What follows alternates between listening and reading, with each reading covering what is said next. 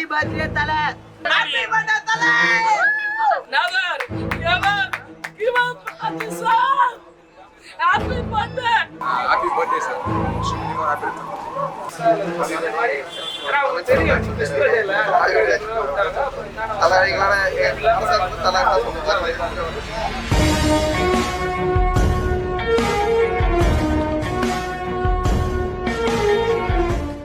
அப்படிதான் சொல்லிட்டு இருந்தாங்க. மங்காத்தா தீனா வந்தது ஓகே, பில்லா வந்தது எல்லாமே செமையா இருந்தது. மங்காத்தா வந்தது இன்னும் நல்லா இருந்திருக்கும். தலைக்கு என்ன சொல்ல வரீங்க?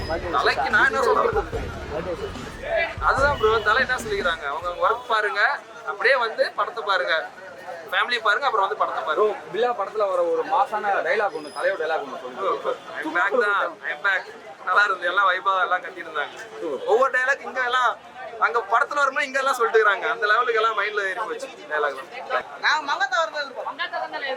ஆமா மங்கத்தா.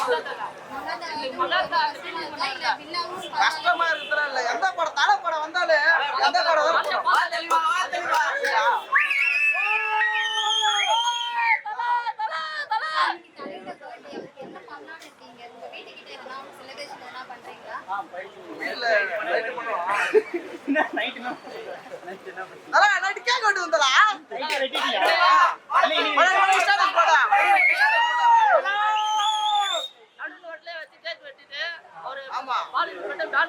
மாலை போட்டு எல்லாமே பண்ணுவேன். பயங்கரமா பண்ணுவேன்.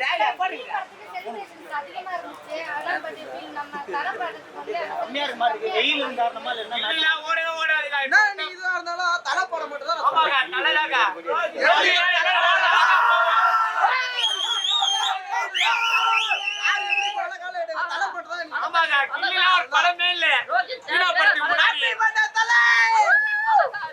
தளபதி ரசிகா பேசவே கூடாது. இல்லி பண்ணலாம் பிளாஸ்ட் மங்காத்தலா விட்டா. ஆமாக்கா, கில்லி படம் பயத்துல ஓட மங்காத்தலா வந்தா எல்லாமே தளபதி ரசிகா இனிமேல் வாய் மேல கை வச்சுட்டு போய் நேருக்கணும். நீனா தான் இனிமேல் புரியுதா, ஓடுங்க எல்லாரும்.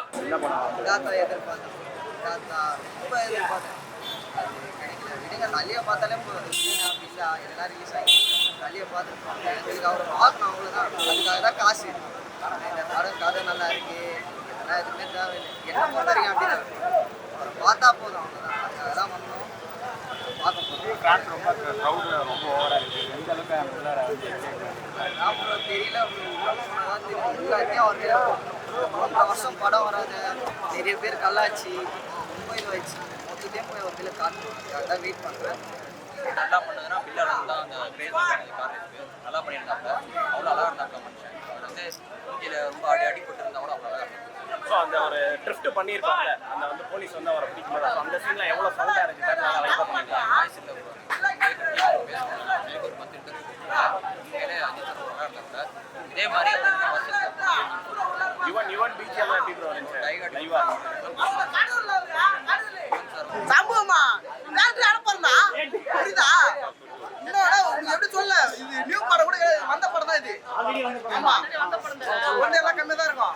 புது படம் வருஷம் நாங்கள் காட்ட வேண்டிய இது காட்டுவோம். எல்லாமே நாங்கள் அப்படி இருக்கோம். பொறுமையாக தானே ஏற்றுவோம்.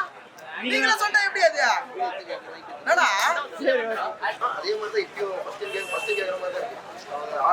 ஹெட்ஃபோன் கேட்குறது இந்த தேட்டரில் இப்போ சமஸ்தமாக வைபாக இருந்துச்சு, சம ஸ்டைலாக இருந்துச்சு. நல்லா பிரசன்ஸாக இருந்துச்சு. ஆமா ப்ரோ, பில்லா பார்த்தது பில்லா தான் வைபா இருந்தது. இதெல்லாமே ஒவ்வொரு டைலாக் செதுக்கி வச்ச மாதிரி தான் எழுதியிருக்காங்க. அது ஆல்ரெடி எல்லாத்துக்கும் தெரியும், இந்த இடத்துல இந்த டைலாக் தான் வரப்போகுது. முன்னாடி எல்லாம் எந்திரிச்சு கரெக்டாக ஆரம்பிச்சிட்டாங்க. அவங்க டைலாக் தான் சொன்னாங்க, நல்லா இருந்துச்சு. டைலாக்லாம் செம்மையாக இருந்துச்சு. கில்லிக்கு ஈக்குவலா தீனா பில்லா வருமா?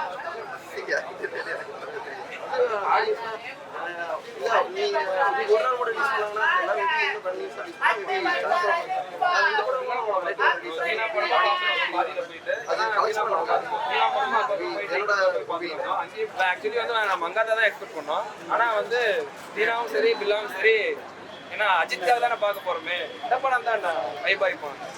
மாஸ் தான் கேர்ள்ஸ்லாம் எப்படி சொன்ன மாதிரி என்ஜாய் பண்ணாங்க. ஆமாம்மா, எல்லாருமே பொண்ணுங்களாம் உள்ள போய் ஆடிட்டு இருந்தாங்க. பயங்கர பெரிய தண்ணி ஆடிட்டு ஜாலியாக இருந்தாங்க. இந்த தலை படத்துல தளபதி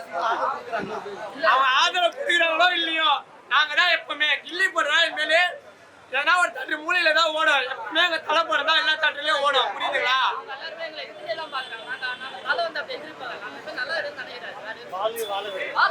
தலை 10 மாசம் சொல்றான். தீனா தான் இந்த வாட்டி கில்லிய ஓட உழப்பது. ஒரு 2 இயர்ஸ் இருக்கும் ப்ரோ.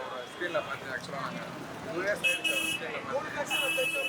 புது படம் தான் கொஞ்சம் அப்படி இப்படி இருந்தாலும் அப்படியே இல்லை வரல அப்படின்னு சொல்லி இப்போ போட்டே போகிறாங்க. சரி ரிலீஸ்க்காச்சும் வருவோம். ஆக்சுவலாக எனக்கு நல்ல பர்த்டே வரையா. ஸோ இது பார்த்தாலே போதும். இதில் ஒரு ஸ்க்ரீனில் பார்த்தாலே ஒரு 6 மாதம் அப்படின்னா மனசு திருப்தியாக இருக்கும். ஸோ அவங்க எப்போ கொடுக்குறாங்களோ அது வரைக்கும் வெயிட் பண்ணி அதுதான் இல்லை ஒரு இன்டர்வியூ பிஜிஎம் ஸோ இந்த மாதிரி இருக்கணும். அப்போலாம் நான் ஸ்க்ரீனில் பார்த்தாலே போதும். அது போதும் ஆக்சுவலாக கில்லி படம் ரிலீஸ் ஆகும்போது என் ஃப்ரெண்ட்ஸ்லாம் விஜய் ஃபேன்ஸ் ஸோ அவங்க ஸ்டேட்டஸ் போடும்போது நானும் ஆக்சுவலாக தான் இந்த படத்துக்கு வந்து வைப் பண்ண என்ஜாய் பண்ணேன். பட் இருந்தாலும் மங்காத்தா வரணும், வெயிட் பண்ணணும், இதுக்கு நம்ம பதிலடி கொடுக்கணும் அப்படின்ற மாதிரி இருந்தேன். லாஸ்ட்டில் அது ஏமாற்றமாக ஆயிடுச்சு. எல்லாம் நம்ம நீங்கள் பார்த்தா தெரியும் ஆல் ஓவர் தமிழ்நாட்டிலேருந்து எல்லா இடத்துலையுமே அது ரிலீஸ் பண்ணிட்டாங்க.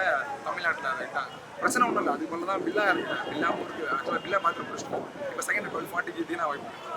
ஸோ எந்த படமாக இருக்குது எல்லா படமும் தலை படம் தான். தலையை பார்த்தாலே போதும். அப்படி எந்த படம் ஸ்பெசிஃபிக்காக ரீசன்லாம் பார்த்தாலே தலை மட்டும்தான். பார்த்தாலே போதும். தலைவர் எதுவுமே வரன்றேன். அது போதும்.